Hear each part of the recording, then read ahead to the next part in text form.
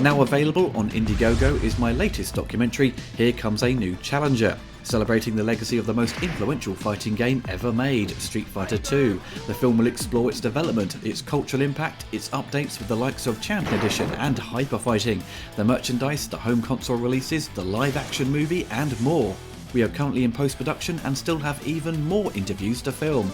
If you want to get involved, like having your name in the credits, and get yourself a physical copy of the documentary, then follow the link below.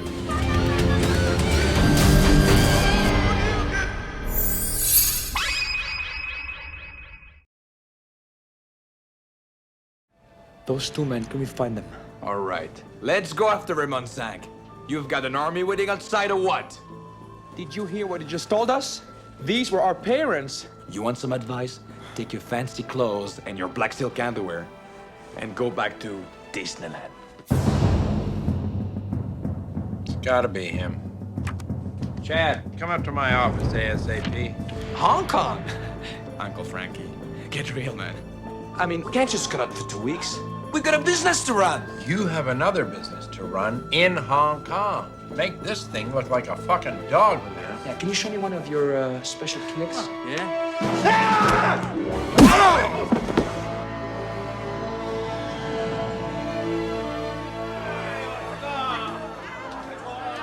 This is you. You want to stay here? Beautiful. I'll be waiting at the hotel. I'll take a shower and shave in the sauna. It's gonna be great. No. Go on.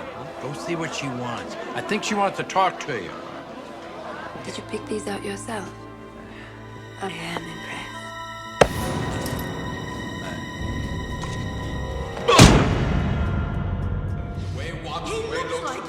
Touch you?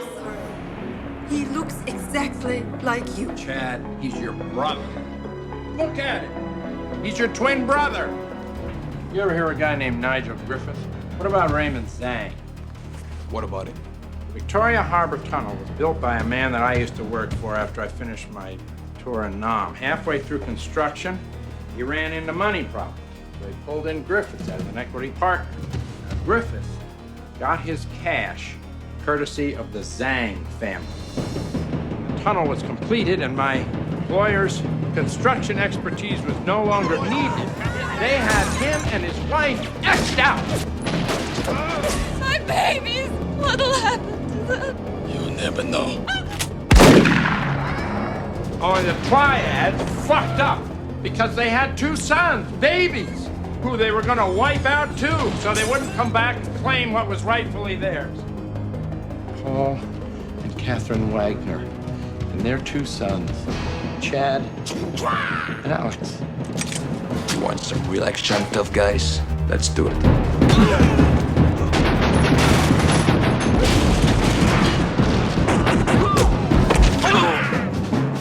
There's two of them.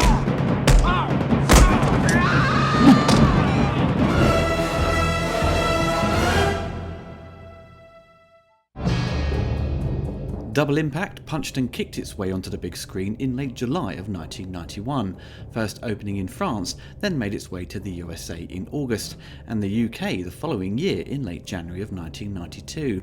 Produced on a budget of $15 million and directed by Sheldon Lettish, it would become a box office smash worldwide, earning over $30 million in the USA alone.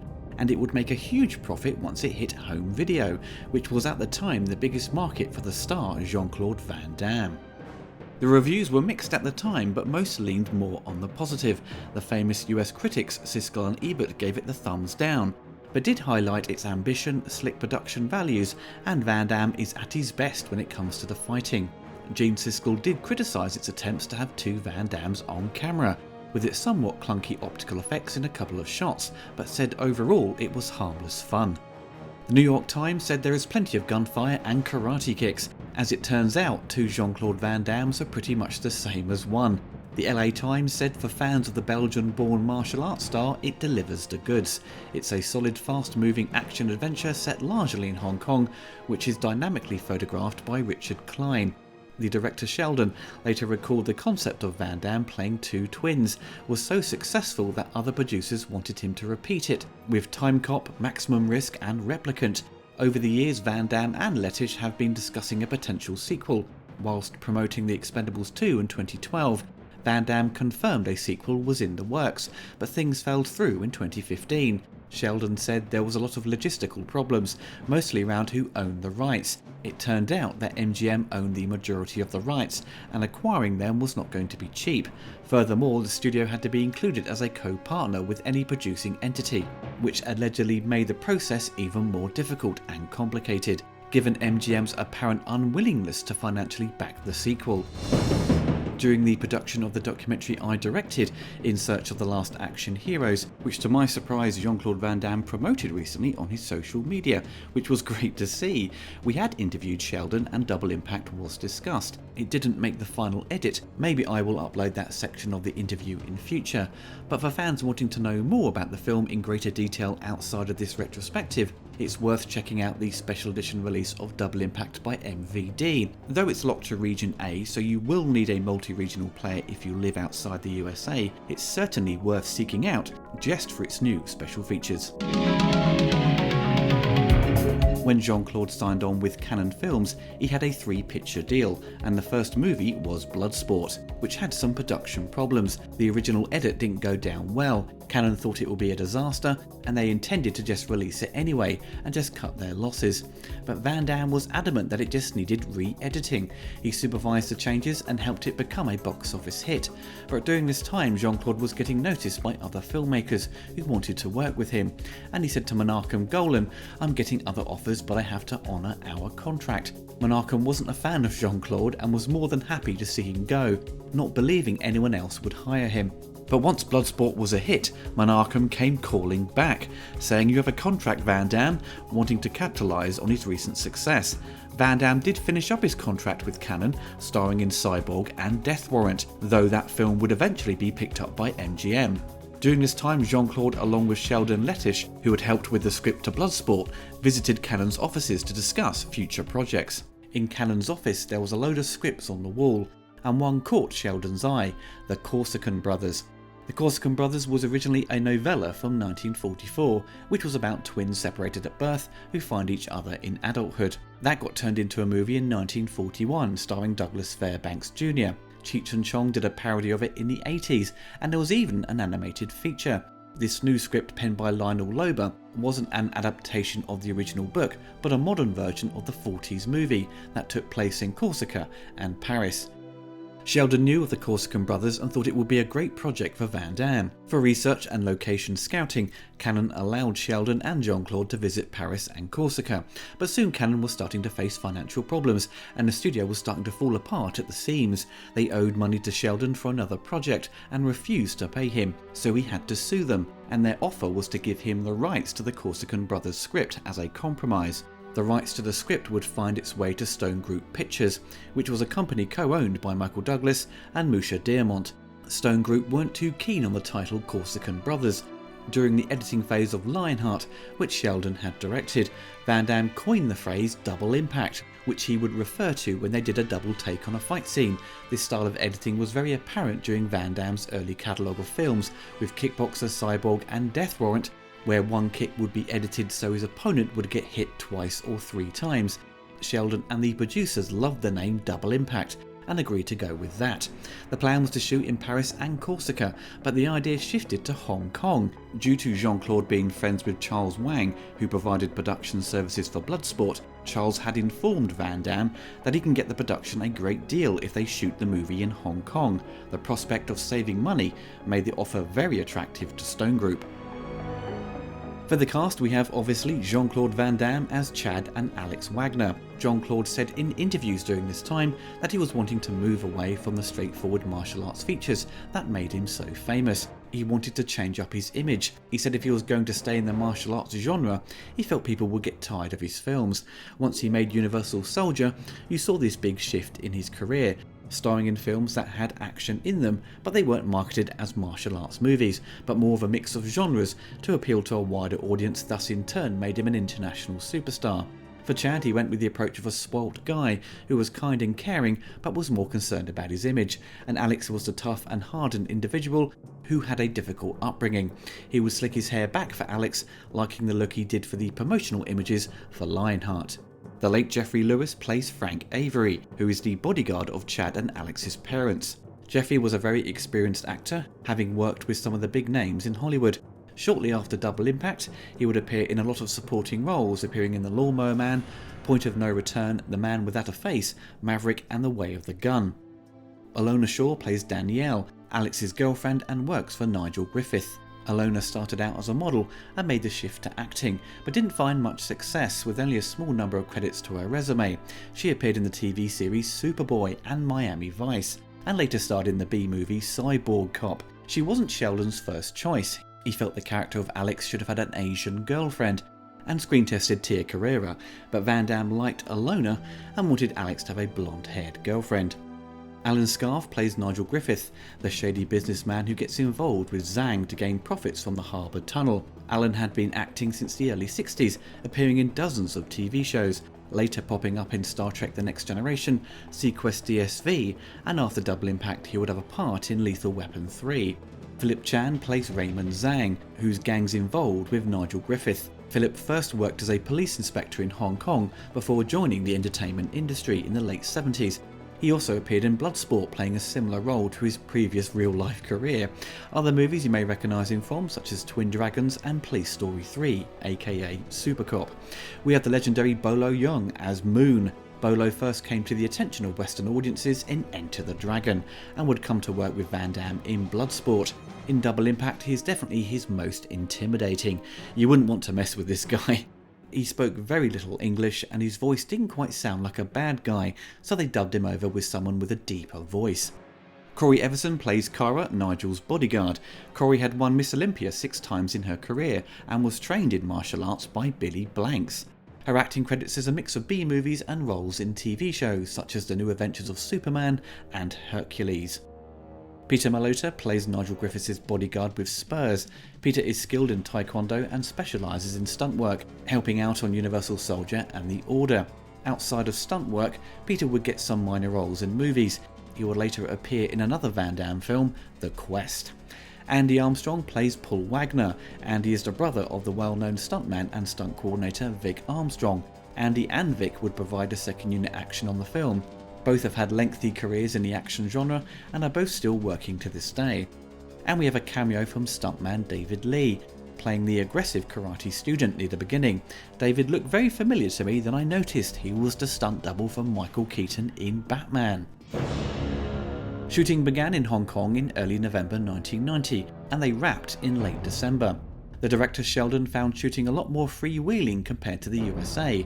The Hong Kong production team didn't ask for permission when filming in the streets. It was all done on the fly. They would run down the streets with a Steadicam with no clearances and just took the risk, avoiding any pedestrians along the way. For the battle at the drug factory, they were firing guns on set, and the local people in the neighbourhood thought there was a real gun battle taking place and called the police. The Hong Kong crew hadn't informed the authorities that this action scene was being shot. Thankfully the police understood the situation, but the US crew were starting to get a bit concerned. Sheldon felt it was obviously less structured over there, but the crews were fantastic, and what he requested they would get done. The director of photography, Richard Klein, who won an Academy Award for Camelot in 1967 and shot other big movies such as King Kong 76, Star Trek the Motion Picture and the cult film favourite Howard the Duck, was suspicious about hiring camera operators from Hong Kong. He was thinking they're not going to be up to snuff for working on American production. So he brought in a camera operator from Australia and a focus puller from LA, costing the production more money than it would have had to pay the locals in Hong Kong, and within a few days they started realising that the Hong Kong guys were much better than the people they brought in.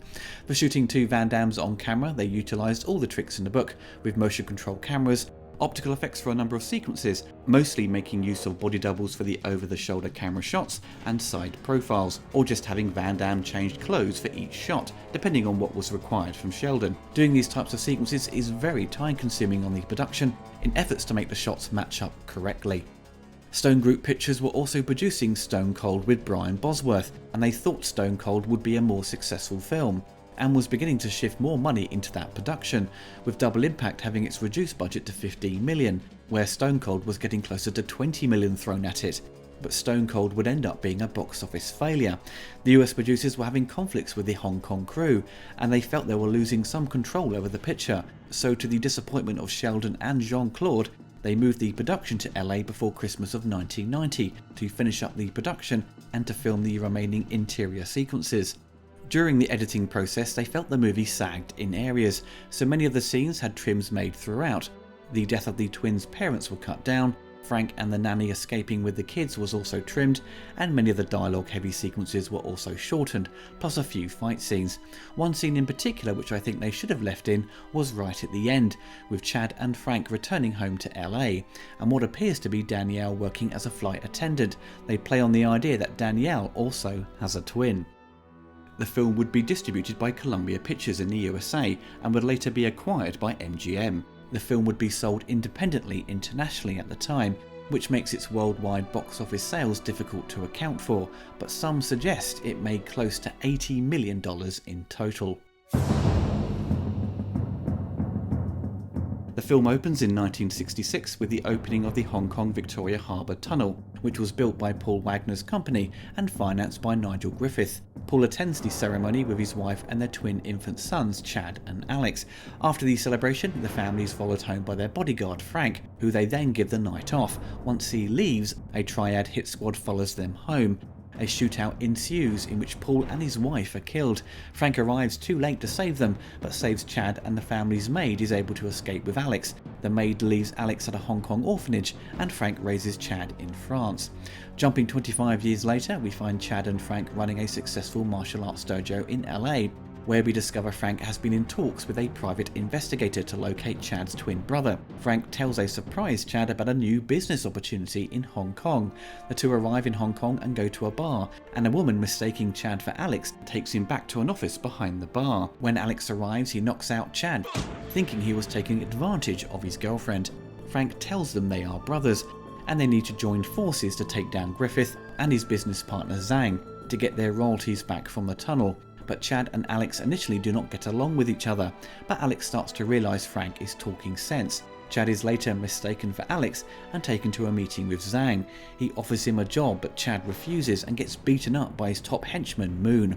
Danielle, who works for Griffith, is instructed by Alex to start checking his private files for information about the tunnel and his connection to Zhang, but she is being watched closely by Nigel's bodyguard, Kara. Alex takes Chad and Frank to an abandoned hotel on an island to conduct their operations, as his bar is getting too risky.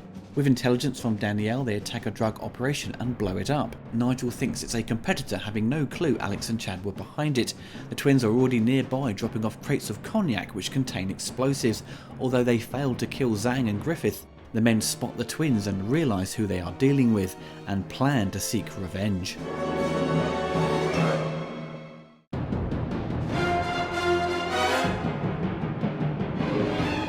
The score would be composed by the late Arthur Kemple. Arthur had a career composing for TV and film. He scored The Arrival and Behind Enemy Lines. He also assisted on a number of other productions, such as Casper and The Mystery Men. Very much like Lionheart, Sheldon made the right decision to go with an orchestral score to give it that higher production value, and not go the cheap route of doing it all with synthesizers. The score by Arthur is really effective, with it being front-loaded with action cues and also tender musical cues for the moments between Alex and Danielle. It has these drums used for the main theme, but they also get littered throughout the score, which doesn't provide huge amounts of variety to the music, but serves the scenes well. It has an oriental flavour to it, sounding a bit like Enter the Dragon in places, and a number of the action cues sound very similar to Alan Silvestri's work on Predator from 1987. It wouldn't surprise me if they temp-tracked the film with some of Silvestri's work, and got Arthur Kemple to try and capture that style.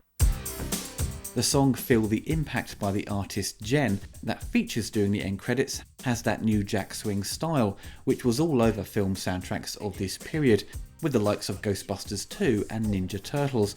It's a proper cheesy song, and you can just imagine Van Damme dancing like a fool to it. It was released on CD in 1993, containing 12 tracks of music, totaling about 40 minutes. It's still easy to get hold of despite being out of print for years. It's a good action score, nothing special to match the quality of, say, Lionheart or Van Damme's later films such as Sudden Death, but certainly worth a listen. I'm sure, like many others who are fans of Van Damme and Bourne in the 1980s, We were too young to see his early films at the cinema, and VHS was our gateway into his action movies. Double Impact, along with Bloodsport, Cyborg and Kickboxer, were part of my regular weekend entertainment as a young teenager. I remember seeing the poster for Double Impact in my local video rental store. Its simple and colourful design was so effective at grabbing my attention. It did a great job at representing the twins and their backgrounds. As the tournament movie storyline had been given a new lease of life thanks to Bloodsport, its appeal didn't last too long on the big screen, and for those filmmakers still wanting to capitalise on that type of story, would dominate the home video market. Van Damme made the right choice to move away from that, and the film's success is due to the fact that he was offering his audiences something different. Double Impact had a far greater commercial appeal.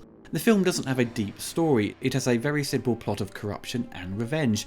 The twins need to get back what was stolen from them as a result of their parents' death. Once Frank gets Chad and Alex to agree to take on Griffith and Zhang, the movie essentially runs out of story and has to rely on the action to keep you engaged. When I was young, this really wasn't a problem. I was just waiting for the next punch-up sequence, but as an adult, it does have this saggy middle act, and I think more trims could have been made to improve its pace. We also don't really have any moments for the twins to really reflect on their lives and form a close friendship. Most of the time they are arguing with each other and only come together by the end to save Frank and Danielle. But honestly, it doesn't really distract that much from its overall entertainment value. Straight away you get a sense this feels like a big Hollywood production. Jean-Claude's previous features had the trappings of being low budget and not really to the standard of the big studio pictures. In this we have the classic opening shot of Hong Kong that very much apes the opening credits of Enter the Dragon. If you're going to make an action movie in Hong Kong, most filmmakers can't help themselves to be inspired to replicate that 70s classic by featuring the great landscape and skyscrapers. Sheldon was very lucky to have cinematographer Richard Klein on board. He is an absolute pro and brings a great visual style to the movie, making use of the blue and red gels, with the nighttime fight scenes looking very slick. My favourite being the fight with Alex and the henchman with the spurs, just a mix of black and blues as Alex battles the guy in the shadows. When it comes to Van Damme's movies, you're here to watch the action, and Double Impact certainly delivers. Jean-Claude as Chad does all his famous kicks, his technique is to the usual high standard, and it looks amazing in slow motion, especially when he faces off against Bolo. This fight is like a video game. You are facing off against a boss character who is way overpowered but doesn't quite have the speed of your hero. There are some extended scenes on the MVD Blu-ray that shows a longer beginning to this fight.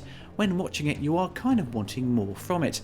As Sheldon makes use of slow motion, you have a fight that has been artificially kind of extended, which amounts to just a few kicks and punches. So it's not a complicated fight, but at the time this battle was so iconic, and it's still fun to watch, but I just wanted more from it. It's the same as Alex's fight, which I just wish went on for longer. As mentioned, the film makes use of slow motion for a lot of the action sequences, and they do get a bit carried away with it. Instead of the double impact style editing which Jean-Claude liked to do, they have fallen in love with the slow motion technique. Thankfully they have chosen specific moments to shoot in that frame rate, so it's not an artificial slowdown resulting in a jerky image. It's smooth and very much aping John Woo's style at the time, in particular with Jean-Claude using two pistols. Double Impact borrows ideas from other movies as well. It has a chase in the forest feeling a bit like Rambo 2 or even Predator, and when Frank is tortured at the end, it reminded me of a similar moment with Riggs from Lethal Weapon. The one fight scene that I felt was a letdown was to face off against Kara and Alex. Sheldon said they were running out of time and couldn't get what they wanted, so it's a bit of a clunky fight covered with close-ups and results in Kara being stabbed. Just a shame really, as she had this threatening persona throughout and seemed like a fair match to the twins, but gets defeated pretty quickly. Of all the actors involved, Geoffrey Lewis is the standout performance. A brilliant actor who gives it his all in this. He is the driving force to seek revenge and has a big emotional arc to his character. He believes in the twins and wants their parents to have not died in vain. Jean-Claude has been criticised over the years for his acting abilities. His best performances are always with directors who know his strengths and weaknesses, with the likes of Peter Hyams, Peter MacDonald and of course Sheldon Lettich, who very early on knew what Van Damme could and couldn't do. So once behind the camera on Lionheart, he got Jean-Claude to perform his best work to date. He did a wonderful job of getting Van Damme's sensitive side across. And come Double Impact, Jean-Claude has a huge challenge of playing two different roles early on in his career, when he was still learning his craft. He hadn't trained as an actor, and through trial and error he got better with time. I think come Time Cop he has figured out what works best for him and delivers a confident performance. That's not to say his work on Double Impact is of lesser quality, but nothing is too dialogue heavy for him. It's about trying to create a clear distinction between the twins, in particular with their fighting styles. Chad is like classic Van Damme, high flying kicks, where Alex is more rough with mostly hand-to-hand combat and using guns. The supporting cast are all very good with no clunky performances, bar one actor who does unfortunately stand out, which is Alona Shaw, who is the weakest of the cast. Her performance is very wooden throughout. She handles the moments of being scared and terrified rather well, to give her credit, but when it comes to the dialogue with the general interactions with the other characters, it's a very stilted performance sadly. I think it would have been wise to have gone with Tia Carrera. Double Impact is a lot of fun, like many of Van Damme's movies. Of course I could be somewhat biased, because I've been a fan of his since I was a kid, and there are many films in his large catalogue that are considered a bit rubbish, but are guilty pleasures nonetheless. Double Impact is not a schlocky guilty pleasure movie however, it's a well crafted production with a good concept and delivers on the action. It's 30 years old now, and as an adult I would want more with its story and perhaps more variety with its action, but it hit the right spot back in 1991. It's a fondly remembered movie. It kick-started this bizarre trend for Jean-Claude to play two versions of himself, and it boosted his career for him to become a box office action star on the international stage very quickly. I'm sure there is many of you out there who have seen this movie before and perhaps haven't seen it in a long time. It's definitely worth returning to just for the sake of nostalgia. Van Damme's early films are a lot of fun, they can be dated and very cheesy, but that's the charm of them. Double Impact ticks all the boxes, and if you haven't seen it before, then you have to, because it's double the Van Dammage.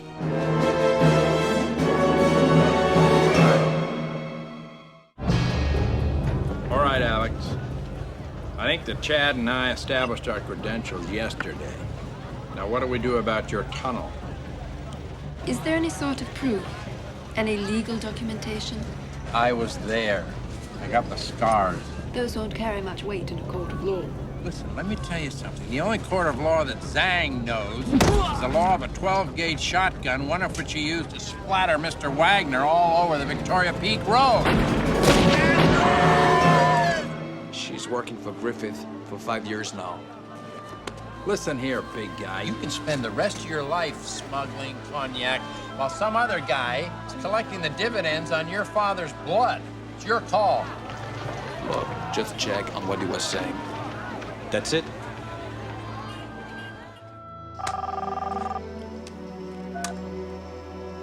Hello? Chad. Hey, Danielle. Chad. I found something in the files.